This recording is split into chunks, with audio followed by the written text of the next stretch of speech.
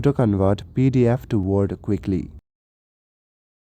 To convert PDF to Word, you can use Microsoft Word.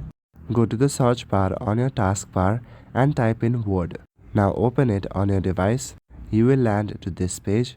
From the left panel, click on Open. Inside Open, you will see all your file locations.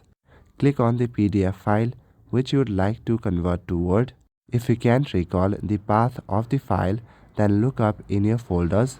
After selecting, it will open in Word. You don't need to do anything, but it will take some time. A pop-up dialog box like this will open up. Click on OK. Just wait for some time. Once it's done loading, your file will be converted to text automatically.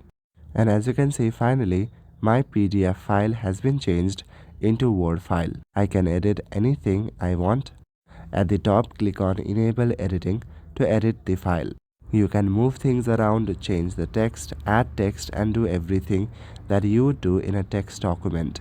And once you are done, you can simply save it normally. You can save it as a document file or as a PDF file.